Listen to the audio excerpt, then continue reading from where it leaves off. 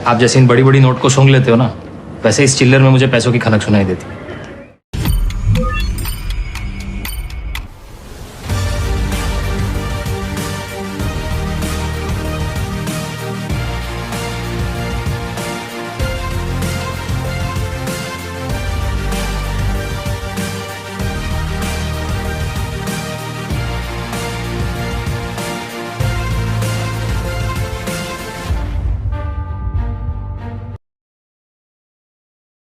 खनक तो होती ही है इन पेनी में, पर जब यही चिल्लर गिरते हैं ना तो आवाज़ भी उतनी ही तेज़ होती है।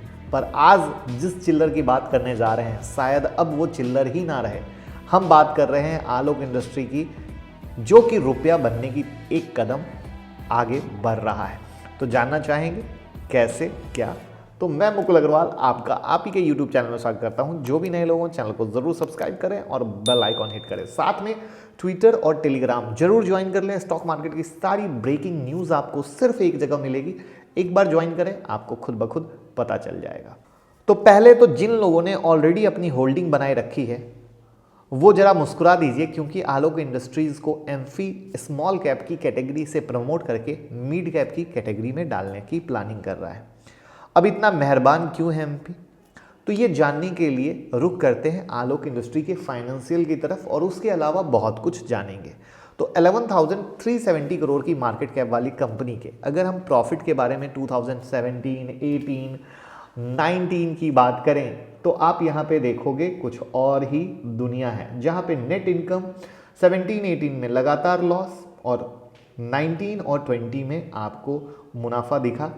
और अगर हम इस ईयर ऑन ईयर बेसिस, जो कि चार्ट आपको यहाँ भी दिख रहा होगा, उसके बाद हम इसके क्वार्टरली की तरफ जाएंगे तो क्वार्टरली में नेट इनकम मार्च 2020 में प्रॉफिट में था, लेकिन जून 2020 में लॉस में और सितंबर 2020 में अगेन प्रॉफिट में था। यानी बहुत ही रोलर कोस्टर राइड लेकर चल रहा है।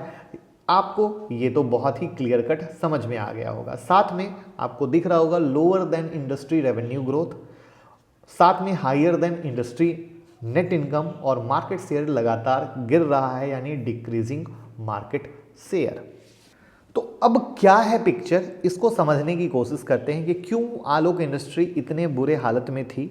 ये जानने के लिए थोड़ा सा पीछे चलते हैं कि 1986 की ये कंपनी 1993 में अपने 4.5 करोड़ के आईपीओ के बाद शुरुआती दस्तक में काफ़ी एक्सपेंशन के मूड में थी और इन्होंने H&A नाम से इंडिया के साथ साथ विदेश में भी खूब आउटलेट खोले।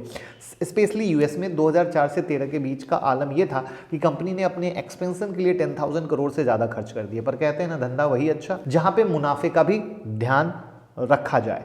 लेकिन आलोक इंडस्ट्री ने यहीं पर चूक कर दी, क्योंकि एक्सपेंशन की वजह से इन पे कर्ज चढ़ता जा रहा था और मार्केट में बढ़ता कंपटीशन इनके प्रॉफिट को कहीं ना कहीं हिट करना शुरू कर दिया।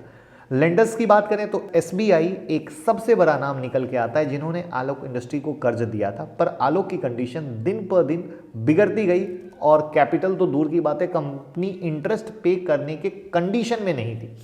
और फिर कंपनी के सामने सिर्फ दो ऑप्शन बचते थे, या तो वो इंसॉल्वेंसी फाइल करे या कोई दूसरा कंधा ढूंढे जो खरीद के उनको सहारा दे सके। तभी 2017-18 में सहारा देने आए रिलायंस और जेएम फाइनेंशियल, और इन दोनों ने मिलकर कितना पैसा पंप किया, गेस कीजिए, 5,050 करोड़। पर जरा गौर करें और एक बात बताएं, अगर कोई बहुत ज़्यादा उधारी में हो तो क्या आप पूरा पैसा अपने जेब से खर्च करके मदद करेंगे या फिर कोई दूसरी तरकीब निकालेंगे? कमेंट बॉक्स में बताएं। बिजनेस पॉलिसी है, क्योंकि रिलायंस और जेएम फाइनेंशियल ने तो ऐसा नहीं किया और अपने जेब से सिर्फ 500 करोड़ खर्च किए, 4,550 करोड़ उन्होंने लोन लिया।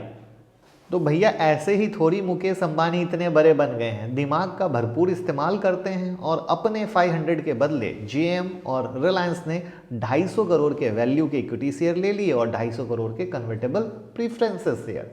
और इसी वजह से अगर हम देखें तो आज रिलायंस जैसा बड़ा नाम खुद के पीछे होने की वजह से हम कंपनी को पॉजिटिविटी में देख पा रहे हैं। नहीं तो जिस कंडीशन में आलोक की स्थिति थी, प्रॉफिट तो दूर की बात है, बिजली भी पे करने के पैसे नहीं थे। खैर, ये तो फाइनेंशियल की बात थी। अब ज़रा देखें कि क्या पॉजिटिव चीज़ें और भी हैं जो इन्वेस्टर को मालामाल कर सकती हैं या निराश कर सकती हैं, राइट? तो अगर आलोक के एक साल के रिटर्न को देखें तो यहाँ आलोक इंडस्ट्री ने 712.50% का रिटर्न दिया। जी हाँ, 712.50 पर। तो रुक जाइए, एक बात और है यहाँ, 2.70 का लो लगने के बाद कंपनी 58.50 का हाई टच की और वापस 23 रुपीज़ के पास चल रही है, यानी कंप्लीट रोलर कोस्टर राइड। अब एक इंटरेस्टिंग फैक्ट यहाँ पे शेयर करता हूँ। कोविड-19 के पहले तक कंपनी ने जितने पीपी किट थे उतने कोविड-19 के बाद हर एक दिन बनने लग गए और इसमें आलोक इंडस्ट्री का सबसे बड़ा रोल रहा।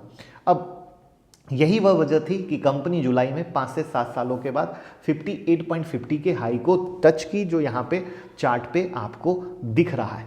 आज से 7 महीने पहले हमने आलोक इंडस्ट्री पर एक वीडियो बनाई थी और उस वक्त आलोक इंडस्ट्री में लगातार अपर सर्किट लग रहा था, जैसा कि आपको चार्ट पे दिखा होगा। जो वीडियो बनाई वो भी आपको दिखा होगा।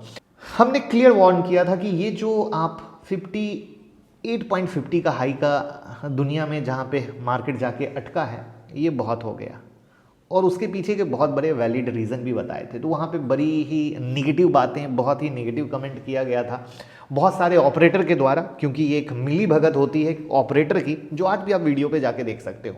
बहुत सारे ज्ञानी महात्मा लोग आए उसके नीचे, आपको क्या पता है आलोक 200 हो जाएगा, 300 हो जाएगा, लेकिन फाइनली आलोक का रिजल्ट आपके सामने है, 20 रुपये 30 पैसे, 20 रुपये 90 पैसे आज का। तो कहने का सेंस है, हमारी कोशिश है आपको ईमानदार और सच बताने की, कभी भी किसी के बहकावे में आके, किसी के ऑपरेटर के इन्फ्लुएंस में आके गलत वीडियो नहीं बनाने की।